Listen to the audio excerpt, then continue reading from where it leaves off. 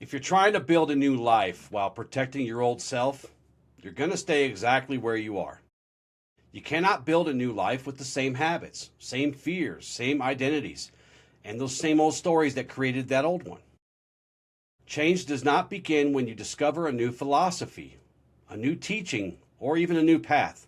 Change begins when you stop being who you were. I'm Justin Gates, and you're listening to the new Ashland Podcast.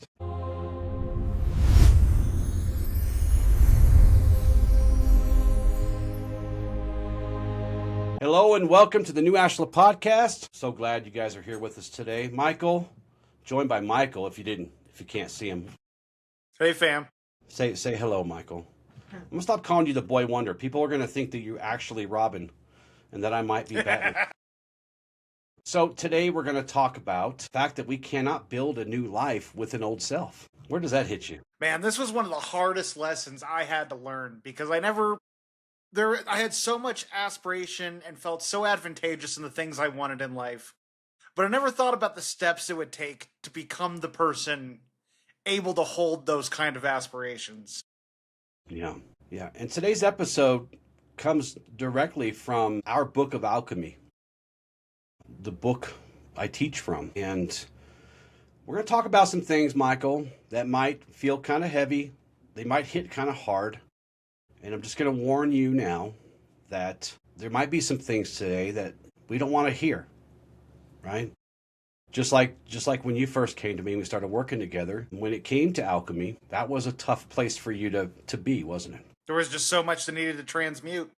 Yeah, but we'll get there, right? Little by little. I'm not even there all the way sometimes.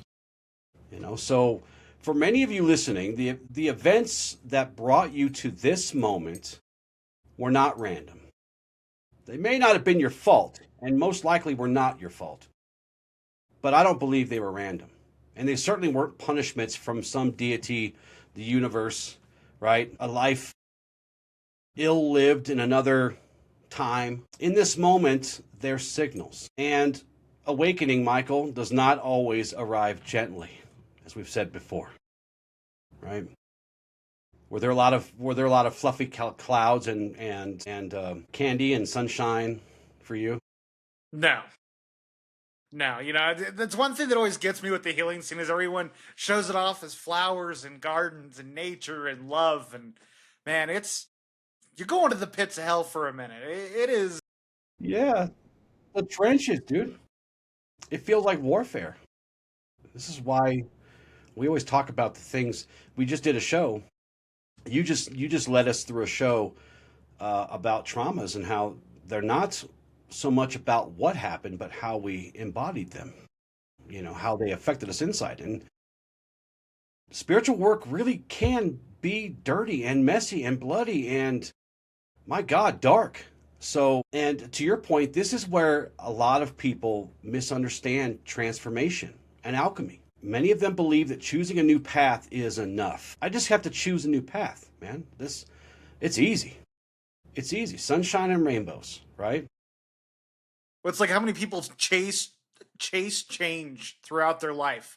I'm going to be better tomorrow. I'm going to start doing this tomorrow. And they always fall flat on their face.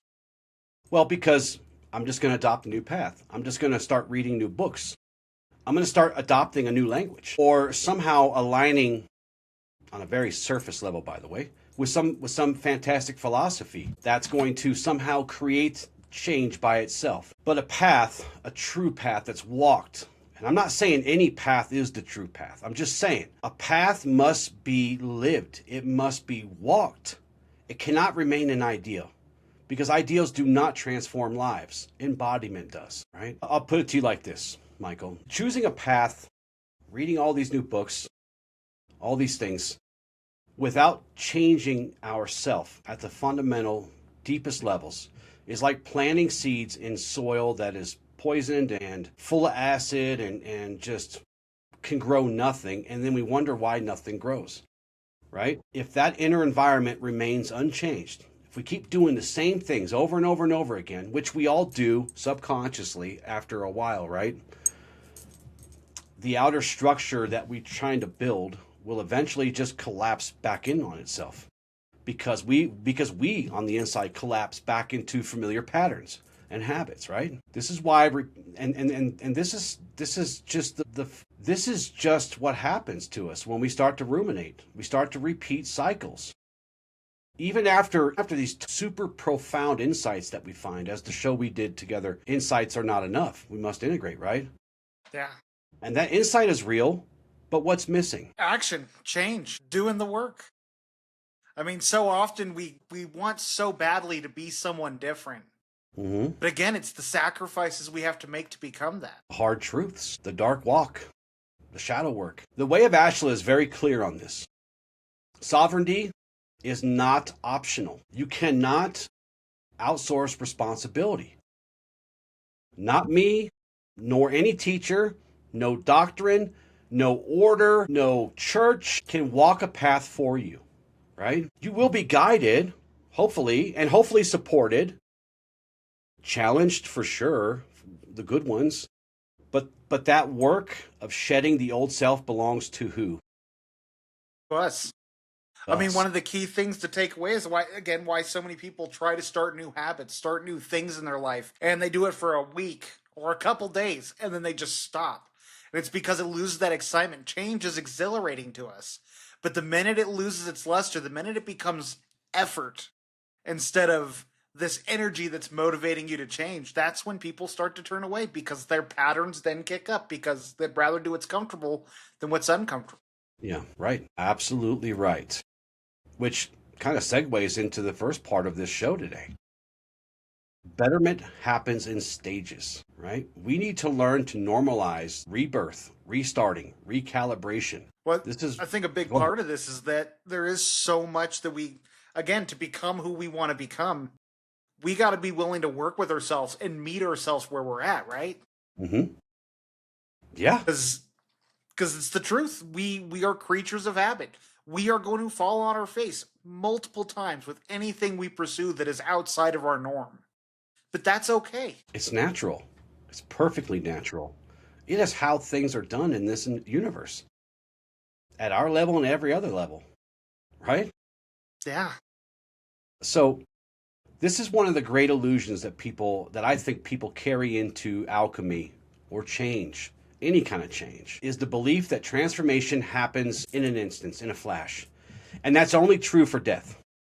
I'll give you that. That's only true for death, because death will change you, right? In a flash, okay? That we somehow will be just this one big, dramatic, single breakthrough moment where everything finally clicks and the old self simply disappears. That's not how it works. That's not how real betterment works. Lasting betterment, right?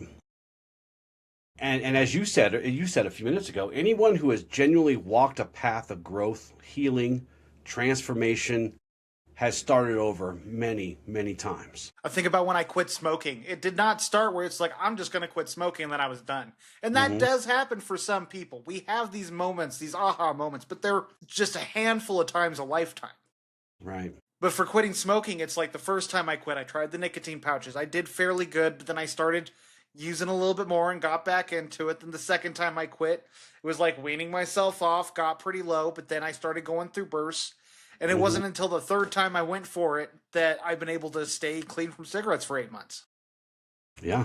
Yeah. Congratulations on that, by the way. That's a tough thing to break. You know, it really is. I know from experience too.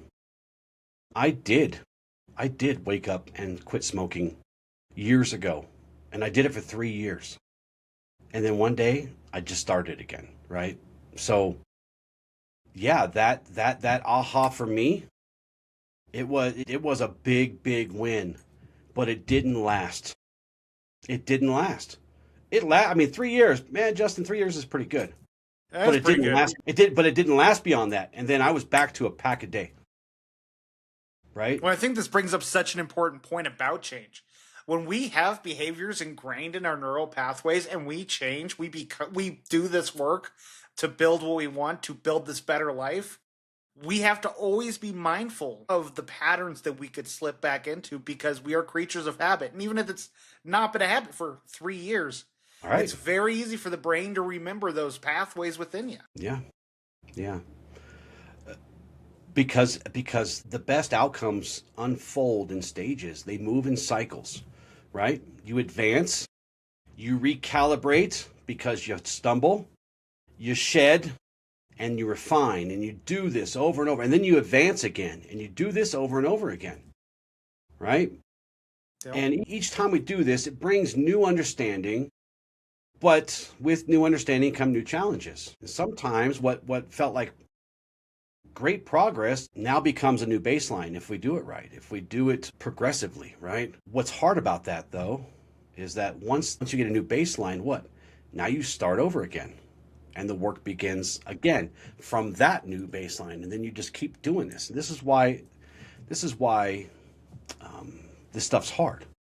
But it's not impossible. And even when you fall, you fail. It's fine because that's how natural growth happens. That's how it actually happens, right? It's like research Sometimes and you development win in a and workplace, sometimes you right? win. Yes. Yeah. Yeah, we do a lot of that inside if we're Yep. paying attention. Sometimes you win, sometimes you learn. And sometimes you win by realizing that what you already knew was right. We confirm that by doing, right? Especially when it's kind of difficult to keep doing those things that we know are true and those things that we know that are good for us and they're the right steps to take. Other times when we hit a plateau, then we got to apply more living, more action. We must move through the missteps and the friction, and we must really go through this honest reflection.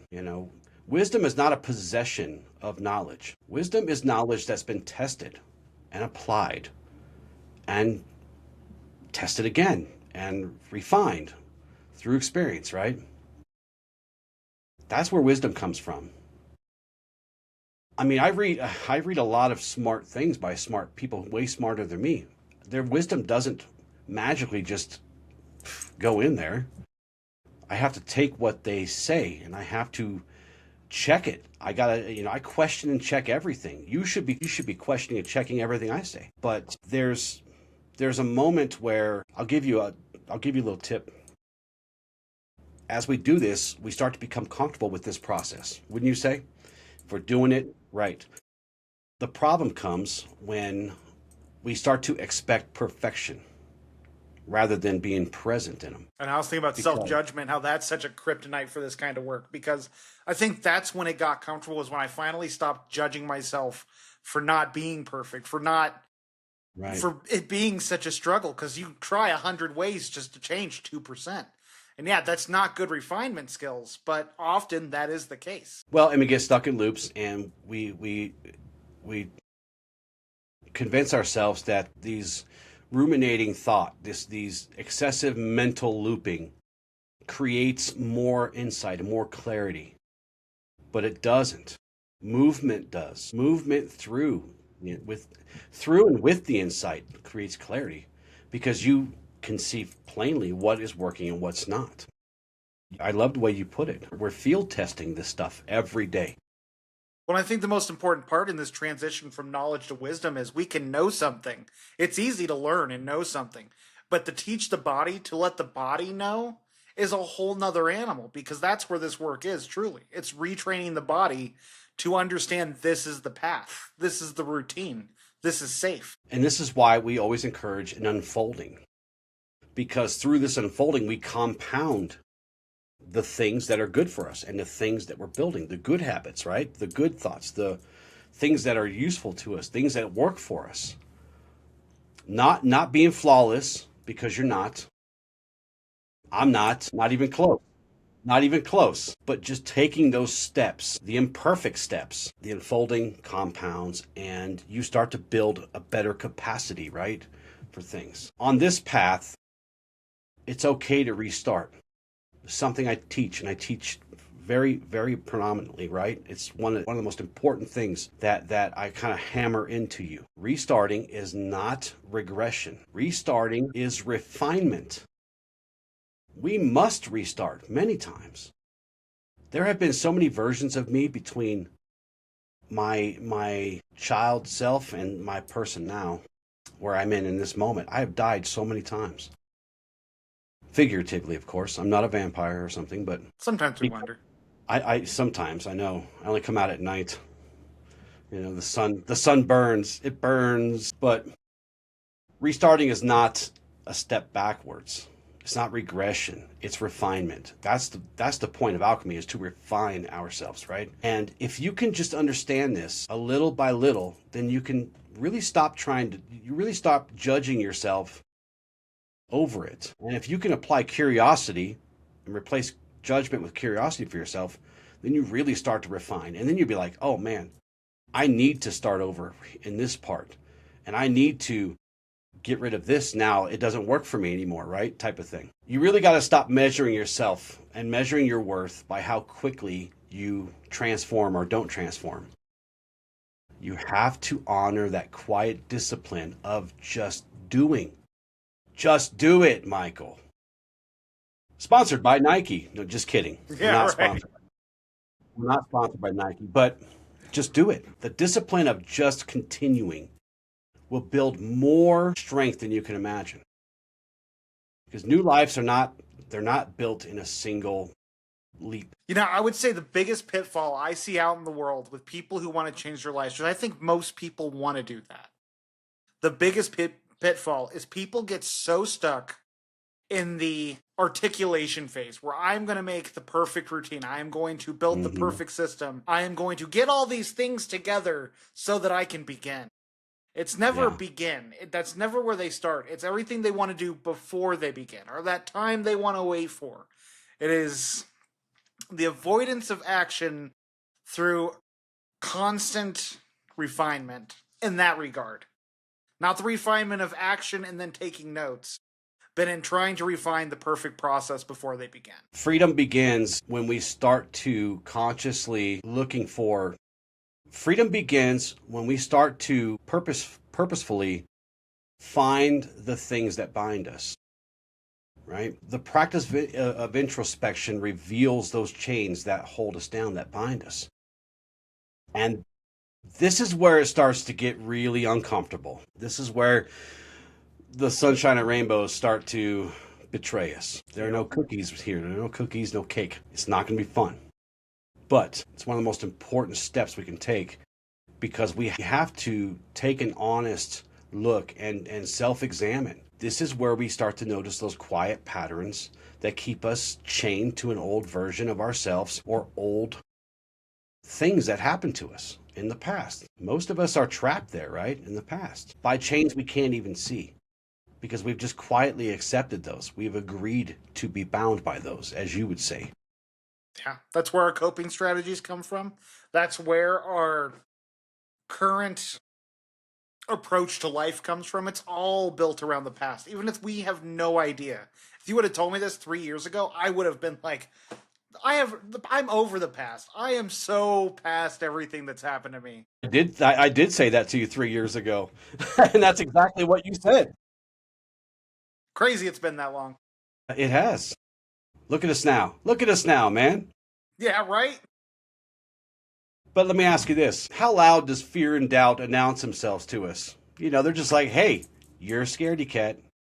Hey, you're confused and full of doubt. Right? Yeah, the best analogy I have for this is something I've been reflecting on when it comes to this topic. The world is a perfect balance, right? The way it spins, the way it keeps the ecosystems all in alignment. What happens if you just stop one of these things that keep the world functioning the way it is? The whole system goes into chaos. Right. And that is what happens when we go against our natural proclivity to go about life. Anytime we introduce change, it creates discomfort in our systems. It creates discomfort in our minds, in our very souls. And it is just like the world stopping spinning and all the chaos that would happen on the planet. And we usually never plan for that. We're like, nope, I can just power on through. Little do we know. Well, yeah. 3 years ago, how old were you? Are we talking spiritually or are we talking in real life? No, your age. How old were you? Yeah, 33. You were 33 years old. It took you 33 years to quietly build up that system that you clearly felt you needed to change, right? This didn't happen at once. Now, all this stuff didn't happen to you at one time, is my point. You have to go through 3 years of pain and misery and not nice spiritual things to realign from 33 years of muck, right? That's why it's hard. That's why it hurts. Fear and doubt rarely announce themselves in a way that we can see them clearly because it just built up over time. They will slip right on in, and we ruminate in the backs of our minds because a lot of times these things will disguise themselves, right? We'll call them reason. We'll call them self-protection. We'll say it's just who I am. It's just how I am. Those are all shadow mechanisms. Those are the things designed to keep us where we are, where we were. But we have to move forward. And look, you don't lie to yourself because there's something wrong with you or because you're weak or whatever, right? You just, as we always say, you're trying to feel safe. You will justify behaviors that no longer serve you because they serve themselves. It becomes, you talk about this a lot. It's the subconscious rumination that is just there getting us through it. The only way that we know how. And we will defend that. Defend stories that explain that convince us why we can't change yet. And a perfect point you made. We'll postpone this growth until we get the perfect preparation, right? I'll give you an example. Say a guy wants to get in good shape. He wants to build lots of muscle. He wants to look like He-Man. But in order to do that, he has to have the perfect workout equipment. Yeah. No, just needs to start doing push-ups, right? We already have all the things we need to get started. Yeah, push-ups ain't going to make you look like He-Man. But doing push-ups, if that's all you can do, is way better than waiting for the time where you can get the magic muscle machine, right? Yeah. A great example of this is, I have been so apprehensive to go to the gym with how busy my schedule's been, all the things I'm trying to do. The more and more it's become harder to motivate myself to go, or better said, better to get there. Because I've had lots of motivation. I've known that I had that voice consciously going, you need to go to the gym. You need to go to the gym. How did I start going to the gym? This week is my first week really hitting the gym, multiple days, lifting, doing all this stuff. And what it took was, start with me just walking into the building. Then after doing that, it was like, I'm going to hit the treadmill for a week. And I just walked on the treadmill for a couple days.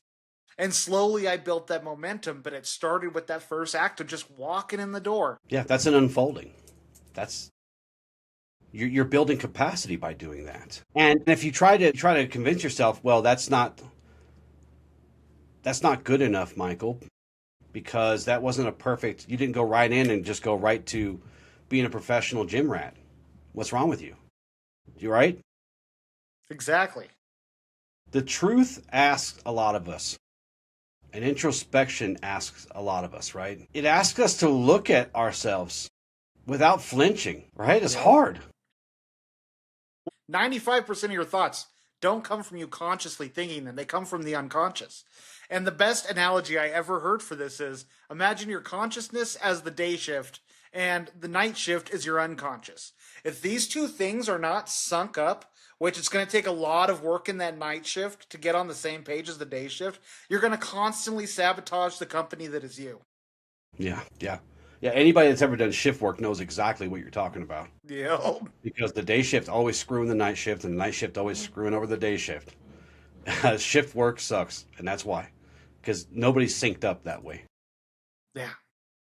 And it's not a matter of all of a sudden your unconscious knows, but you got to train it.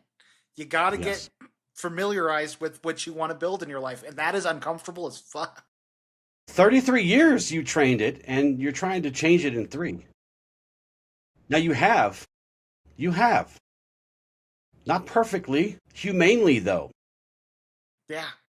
Humanely. Lots of work still to be done, but there is so much progress. I've changed more in the last 3 years than those 33 years of trying to change my life.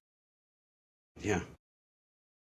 Yeah, and it feels overwhelming because that distance between who we are now, who we were then, and who we want to be or imagine ourselves becoming, that gets very overwhelming. It's difficult to hold that in one container, all of that at once. Yeah, there's a level of grief that has to happen there. Yeah, and a whole lot of patience. Patience will protect that progress, no matter how slight, no matter how small. Small, deliberate steps build trust with yourself. Patience protects that, though. You're inch by inch, man. Every time you make an honest adjustment, that weakens those old patterns. Over time, Michael, it will do that without triggering that resistance. But when you rush the process and you force the process, you become impatient. And impatience is that very thing that runs that rate of failure through the roof. Because we start doing what? We start feeling this sense of overwhelm and urgency. You'll mistake urgency for commitment and your force for actual strength. But neither of those things are true. No, and that's so powerful because I never thought about it in that context, but that's such a perfect way to phrase it. Because often when we want to make change in our life, we feel urgent about it. We feel this has to happen now, which is a lot of those hormones I was talking about earlier that are pushing us to make change within the first week and then die off afterwards. And they don't, and since we're counting on that to keep us motivated, we end up stopping and going right back to where we were. Yeah, and this is why insight without integration is a path to failure. This is why a lot of self-help doesn't work, right? Because we have to confront all of these things. And the reason we say go so slow is because you have to balance a lot of things. You have to juggle a lot of things without beating the crap out of yourself, without falling prey and victim to these quicksands that we're going to talk about now. These are some pitfalls, or some quicksand, I like to call it, because these things really suck us down away from this transformation. Really kind of like these hidden enemies of transformation, right? Yeah. Take us through stagnation. Why is stagnation such a quicksand? Stagnation, God. I have suffered from the quicksand that is stagnation far too often in my life. You know, we think about dealing with people, building relationships, and being social as something that you either have or you don't. No, it is a skill that you cultivate and then you practice. Because when we get stagnant in life with our goals, with just doing the humdrum of the day in, day out without any purposeful activities, we grow comfortable. Mm-hmm. The mind craves comfort in the path of least resistance. And the more you give it that, the harder it's going to be to break free from it. The harder it's going to be to pull yourself out of that quicksand, because complacency is one of the most dangerous things to us. I oftentimes confuse stagnation as contentment. Everybody thinks I'm very chill, and I am, to a fault sometimes. Stagnation for me will disguise itself as contentment, and I will say, I'm content. How you doing, Justin? I'm good, man. I'm actually really content. And when I hear myself say that, pause. And then I think, are you really? Don't bullshit me, Justin. Are you really content? Because this sounds like stagnation to me, right? When you start to do this work. Because everything becomes comfortable and manageable, right? And I don't feel quite as uncomfortable as I used to, so that discomfort is lessened. And then I'll tell myself there's no urgent need to change. Everything's fine. But don't get this messed up. Comfort is not the same thing as alignment. Because alignment isn't always nice. Yeah. When we stop challenging ourselves, what sets in? Decay, right? Yep. Complacency, as you said. We start to form echo chambers, which are no bueno. Well, I think decay is another perfect word for it, because that's our skills will atrophy. Our drive will atrophy. Our ability to do hard things will atrophy. Thank you. Yeah, and when we get too comfortable, when we get to a point where we are stagnant, we'll start to surround ourselves with people and adopt and adapt and hold tightly to ideals where we're not tested ever, right? Growth and refinement require friction and heat and pressure. This is where it's important to have a good circle of family, chosen and otherwise, right? Because we really can get out of that funk when we commune with people who test us. Well, I think an important thing to point out here is, because I have fallen victim to this, is you got to understand the family you're building. You don't want people who are too agreeable. And it doesn't mean you can't have people like that in your life. When your whole circle are people that only share your views, that Yeah. only that have the same level of drive you're at right here, when that's all your Yeah. circle is, that is what you will bring in. You are who you spend your time with. Yeah. And it is so hard to break free from that because they don't want to see you accelerating ahead. Yeah. That's and this is beside the point, but I see that a lot with a lot of the AI that people are chatting with now, and they're chatting them for therapy, and they're chatting with them to test their ideals, and they're chatting with them for whatever reason, right? And AI chats are so agreeable. They are They're just so sycophantic. completely, yes, to yeah, almost to a crazy level. They're mirrors without reflections, is what they are. Now I know a lot of people say they can train that, and you probably can. I'm not an expert in AI. But I'll say just be careful about looking into mirrors that show you no reflection, no true reflection, right? They're not good for Well, you. what, like you said, I mean, as far as the trainability, like I'm sure there is a way to go about it, but most people think you can say to it, "Don't mind hurting my feelings, just tell me the truth." It's still going to give you a sycophantic response.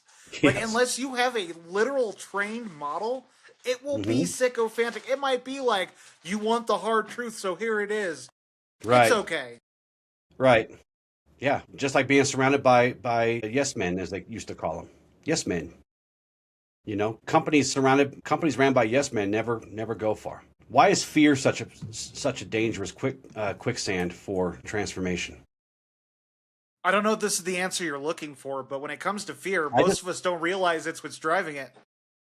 I just want your answer, man. There is no right answer. Yeah, a lot of us don't realize fear is what's driving our actions. We'll make Yeah. excuses, we'll tell ourselves all the stories, but we won't have the heart to say, "I'm afraid to do this." Yeah, and that's a good point. There's also people confuse caution for fear. Fear is not the same as caution. Caution keeps us alive. Fear keeps us frozen, or fear makes us run, or fear makes us fight. And fear, as you said, it's working so much in the background that it locks us into these patterns. It convinces us that stay just like you are, Michael, because that's a lot safer than stepping into this great vast unknown that is life. Yo. But we defeat fear, and it loses its power through practice, through training, not avoidance. Confidence is not a feeling that appears when everything is in perfect circumstances. That's not where confidence is built. It's built through this repeated discipline, engagement, and practice with challenge, where the rubber meets the road, where there's pain and pressure and heat applied. Well, it's like self-trust, man. You don't build self-trust in perfect situations. You No. build self-trust in those moments where you want to do something else, but you choose to do what you need to do. Yeah, yes. Why is self-doubt such a dangerous quicksand on this path of transformation? Self-doubt is that voice in the back of your head telling you can't do this. This is going to be too much. It's what formulates all the excuses. And I think a key thing with self-doubt is understanding its roots. That's shadow work, all the things we talk about on this podcast. It's about understanding this voice because self-doubt is one of the greatest hindrances because it's not just dangerous in the beginning. It's something that will sneak up on you on the most critical moments. It is the thing that'll whisper in your ear when you're going to close that deal. It's the thing that is going to scream at you the minute you need to take executive action. Yeah, yeah. Self-trust and faith in ourselves. This self-doubt weakens that. And for a lot of people, every challenge we face feels like confirmation of that. Confirmation that, especially if you're starting a new path, a path that's designed to transform you. Every time you're challenged in that, it feels like, well, this is just confirmation that I'm not fit for this path. I'm not fit Yo. for this. I'm not fit for that. I'm not fit for this job, or I'm not fit for this relationship, whatever. And really, this comes without any kind of proof. But if you don't have a solid belief in what you hold to be true, growth becomes very fragile, right? When I think a lot of self-doubt too, it comes from one of my favorite things to understand is inner locus of control next to outer locus of control. Mm-hmm. Self-doubt comes from when you're trying to put on a show, and you might not even know you are. I remember when I started doing this work, and I was told, I think you told me, it's like you care too much what other people think. It's like, I don't care what people think. I'm my own person. I'm a black sheep. I do my own thing. And as I dove into it, it's like, oh my God, everything I do is because I'm trying to manage what people thought of me. And Right. so often when we're so driven by, I mean, how many people want to start a business, and it's not because they care about something they're passionate about. It's because they want that house, they want that status, they want that woman on their arms. It's all these materialistic things outside of themselves. And when you base your value off of these things outside of yourself, you're gonna feel like crap. You got to give yourself your own affirmation. Be proud of who you are in this moment and live a life in accordance to the pride you want to feel. Right. Because ultimately, I wanted you to trust yourself. I wanted you to trust yourself so strongly that you could question your beliefs and not collapse. That you could question your path and not collapse. That you could challenge me, Michael, and not collapse. I needed you to trust yourself, and you do. And this is the kind of self-trust that we need to develop, right? So that we can do these things without collapsing. Self-doubt keeps us frozen just like fear does. And so, and you segued us into this fourth one, the need to control. Yeah. It's a very, very, very tempting quicksand for us to step into, isn't it? Oh my God, so much so. I mean, this is another one of those that you don't even realize is a thing until it's happening. There's so much in your life you're trying to control and you have no idea. You could think you are it's codependency, right? This was the big one for me. It's like, I looked at my relationship. I had that one that was really rough. She was on drugs. I was trying to save her all the time. I was constantly trying to manage her life and save her from the consequences of her actions. And it's like, I'm not controlling. I let you do you. Because that was always what she was throwing in my face. And I realize now, it's like, no, me enabling, me trying to save her from these consequences, it was me constantly trying to control the narrative. Because eventually things would change. You know, so much of what drives us is control, and we have no idea. Yeah. This might be the most subtle but most dangerous trap of all on this path of alchemy, this path of transformation. Because growth and healing requires letting go. We must shed the old habits. We must shed our old identities. We must release those. To reinvent ourselves really demands our surrender to the process, not a dominating it, right? I tell you what, surrender ego was something that was so hard for me to grok in the beginning.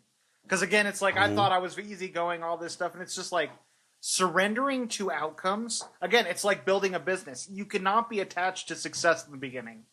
You, if anything, be attached to failing. Be attached to learning all the hard lessons at first. Yeah. This ego-driven reinvention looks very dramatic, and which makes us feel like we're making great progress, right? Yep. But it's unstable. At best, it's unstable. Disciplined practice and change is quieter, but it's also slower and more boring. It's not flash and flare, but it is more resilient because we simply cannot become something new overnight. 33 years of this does not going to change overnight. And for many of us, 33 years is just dropping a bucket. I know people that go 60 years before they decide that change is something they need. I heard a statistic yesterday that just blew my mind. So to build a muscle memory, playing guitar, whatever, it takes 300 repetitions doing squats for your body to remember how to do something. To build a new neural pathway, it takes 3,000 times you got to ingrain that in your pathway. And I'm not talking affirmations here. I just got to repeat this 3,000 times. There's got to be conviction there. There's got to be action and emotion there. Yeah, that is staggering. It sounds impossible, but is it? No. The sooner you start, the closer you get to 3,000. Yep. Let's talk about change, how it can either be chosen or forced upon us, right? Because really change comes to us one way or the other. Now, if we're able to, we can meet that through first a conscious choice, or we could be carried into it by circumstance. But it will arrive. No, this is not a threat. I'm not threatening you. It is how life works, though. It's simply the nature of life and the movement of the light of creation, the universe. This is how it moves. Now, when we're able to, wisdom. It is. The law of wisdom states that if you can embody a lesson before having to learn it, then you won't have to deal with the lesson. Right. 95% of us cannot follow that because we might be able to understand consciously, but we will do the thing anyway. Right. We do. And not all change can be chosen, right? But when we can change, when we can choose, we can apply intention. We can start to prepare for it. And we can deliberately move towards it because we're ready. We're ready to try to get as much clarity and agency, even when it's uncomfortable. But what happens when we resist change, when it comes upon us without our permission? Does it just go away? Does it just disappear? No, it will drive your life into the ground. It is that whole hill you die on, right? You know, it's those people who stay in those businesses for too long while they're watching their business go under and they're dumping their life savings into it. The people who stay in those toxic relationships where they know that they're unhappy and they try to weather it out and think things will change. It is doing the wrong thing consistently and expecting different results. Yeah, that's insanity. Yeah. That's almost the textbook definition of it, right? Yep. Resistance does not prevent these things. It really only determines how much suffering you're going to have, because it returns through pressure, crisis, loss, as you said, it crashes us into the ground. And this is why people have a hard time with surrendering to a process and not trying to force it, right? Because a lot of us, through ego or pride or whatever the case may be, this is where we confuse surrender with submission. We think that surrender is a weakness. It's not. It's a wisdom. It's really the knowing that forcing your will against reality will only make that conflict deepen, and it will grow your shadow. But submission, on the other hand, is what? You're just straight abandoning your responsibility over yourself. That human being that you're entrusted to, you have a responsibility to that human being. And here we don't ask for submission. We ask for alignment. That's what our path asks of us, right? Yeah. You may not have much control over the events, outside events that enter into your life. We certainly never really have much choice on the timing. Right. Or the form, or the circumstances.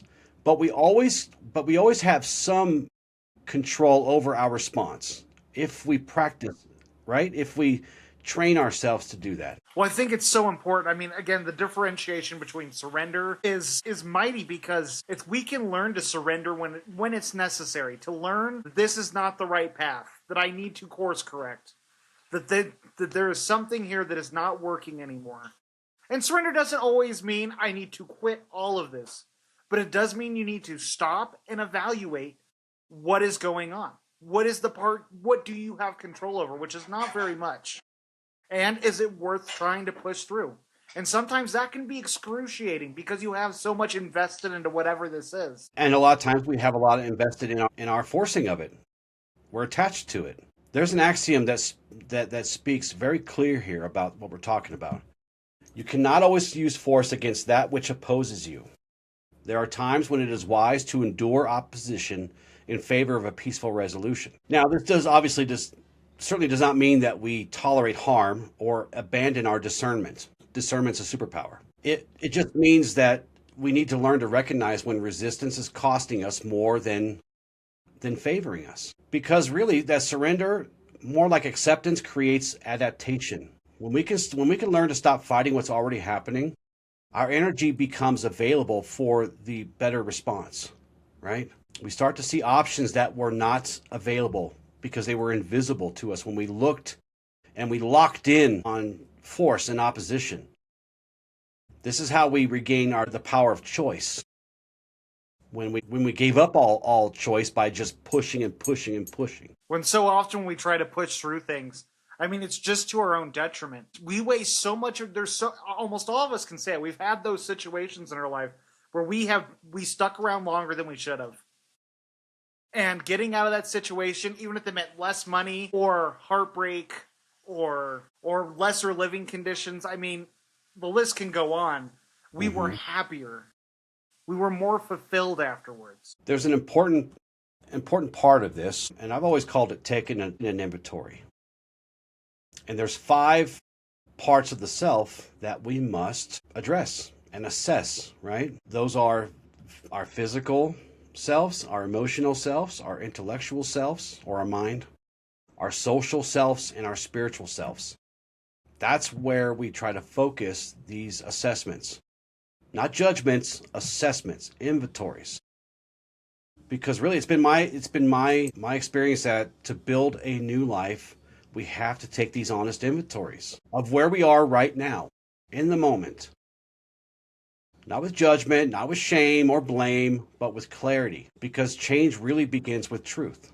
And truth requires what, Michael? Transparency? Yes. Honesty, right? We got to look at ourselves as we are.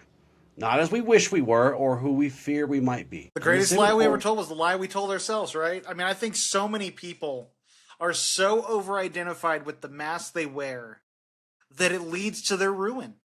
It leads to inauthentic lives and unfulfilling lives. Yeah. So, starting with the physical, we have to really sit down and ask ourselves honestly. Here's some examples. Am I caring for my body in a way that supports the life I want to live? Am I resilient? Am I rested? Or am I nourished? Am I capable of meeting the daily demands of my life? Am I prioritizing rest in my schedule if I'm really busy? Right. Yeah. Now, there are aspects of our body that we can't control.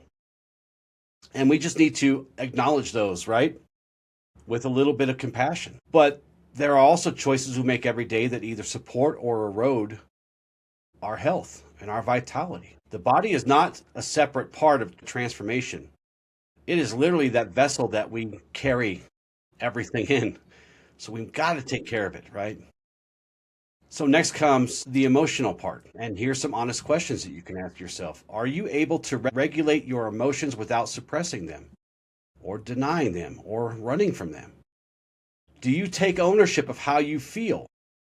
Or do you just give up that responsibility to someone else? She makes me so mad, right? Yeah. We just did a show on emotional resolve, but just in a nutshell, emotional maturity is not the absence of strong feelings. It's that ability to meet them, to sit with them, to experience them, to listen to their messages without letting them take over. Next, we move into the mind or the intellectual domain. Are you curious? Or have you become rigid, refusing any kind of outside perspective? Do you seek understanding? Or do you defend to the death what you already believe without testing those beliefs? I think one of the saddest things I see out there, and I see this with so many people, and I was one of these, is when you limit your capabilities by the stories you tell yourself. I remember before I started school, because I didn't do good in high school. A lot of people didn't. And I told myself, I'm not smart enough for that.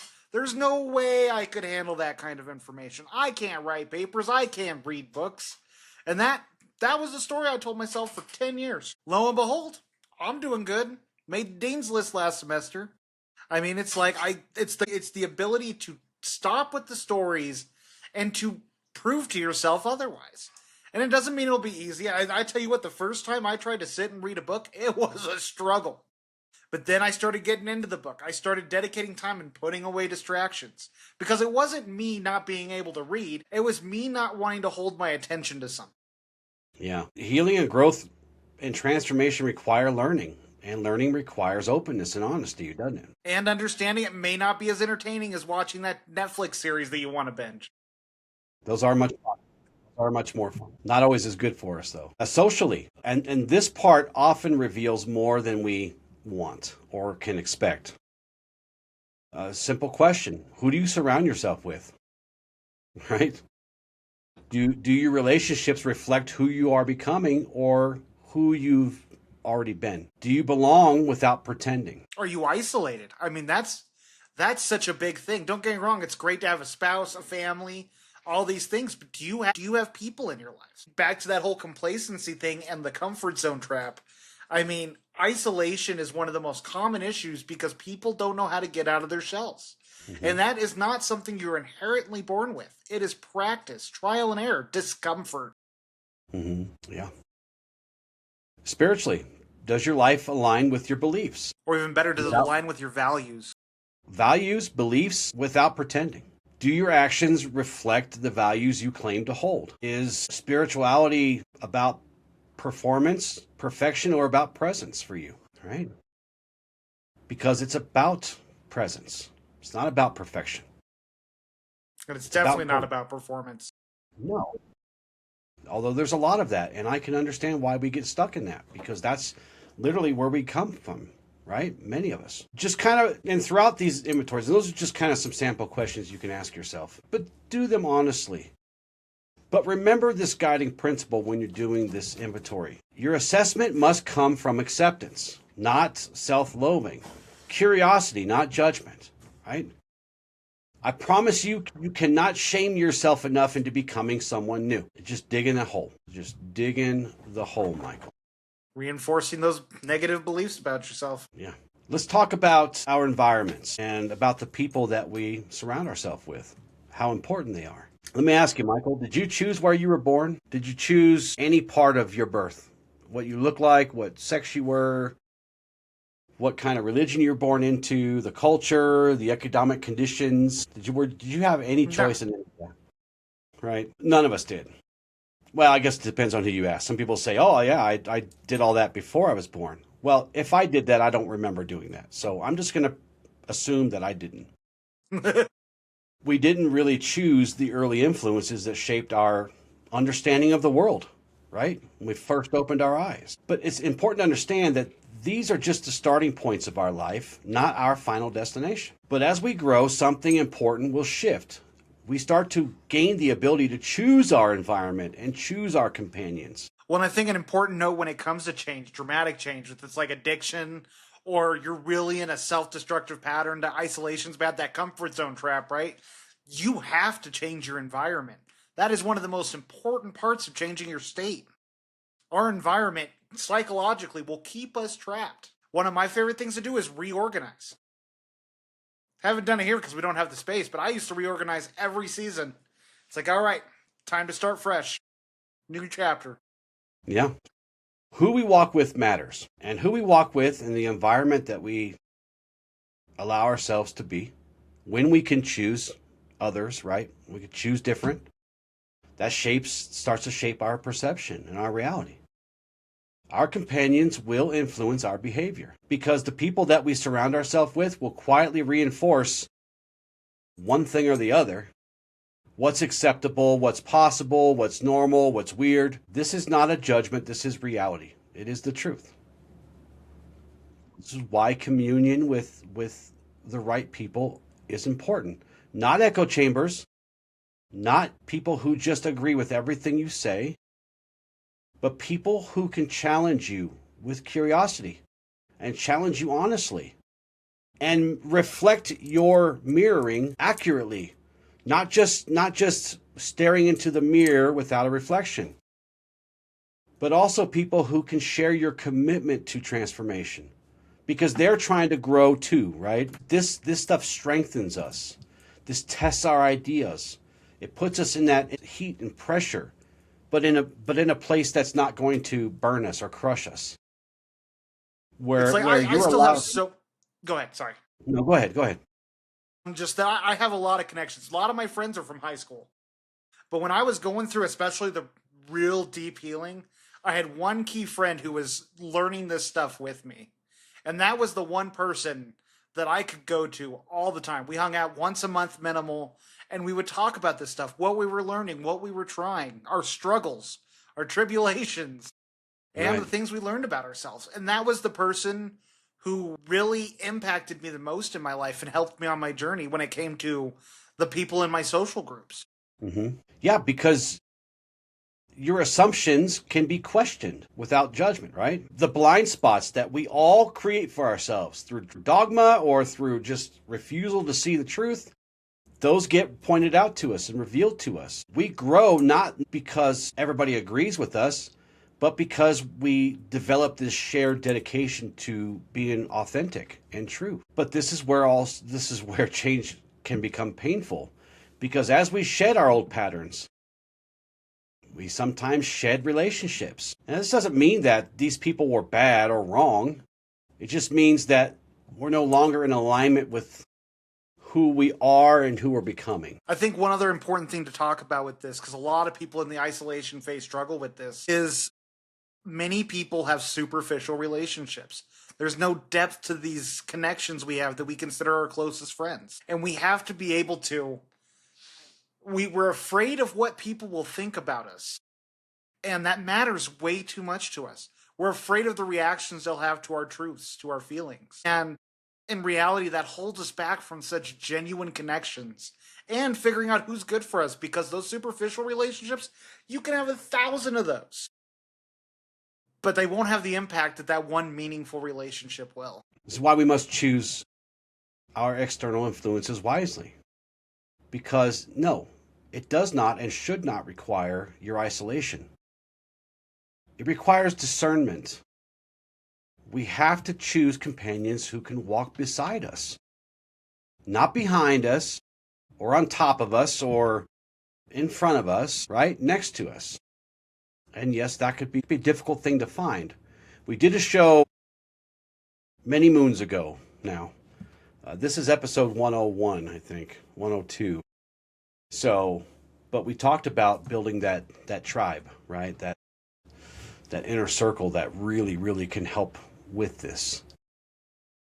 We do oftentimes walk our path alone, but we must not, Michael, walk it without connection. This is part of the journey, and we have to know when it's time to connect and I won't say connect and disconnect, because we're always kind of connected, whether we want to be or not. But we must be able to discern when it's time to walk a little bit by ourselves and then rejoin others in communion. Do you have any final thoughts for the show today?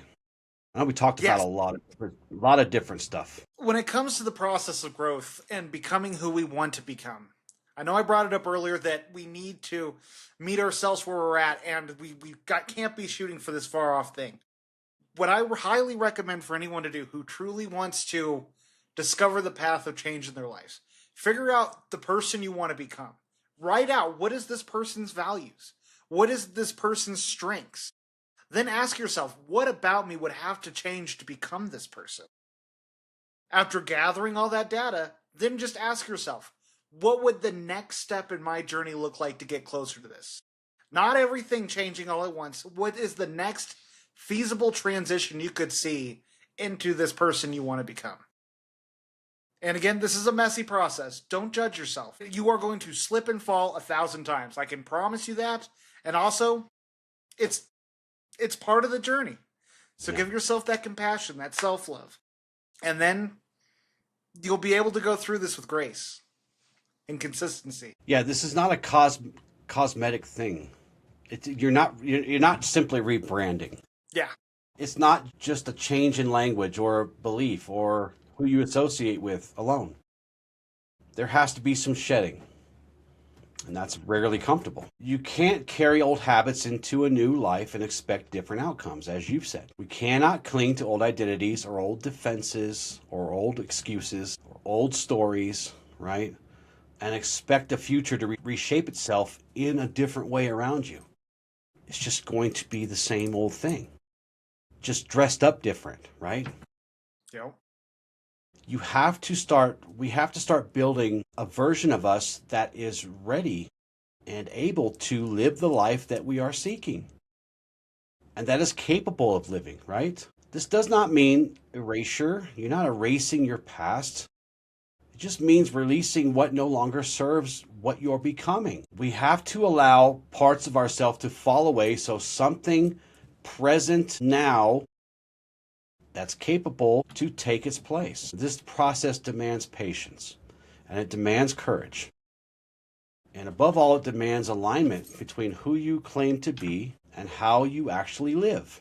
So there's a lot of need for truth and integrity in there too. When you started upon this path with me, did I ever promise you'd be easy? No. No, it's pretty upfront about that, right? This path does not promise an easy way, an easy life. But what it does promise is coherence and alignment. Because when these two, when your inner world and your outer worlds, your actions, your thoughts align, that resistance does soften though, doesn't it? It does get easier. Your clarity increases. And the path forward becomes something that you can live and you can walk, especially in those times when it becomes difficult. You cannot build a new life with an old self, but you can become someone capable of living the life you seek.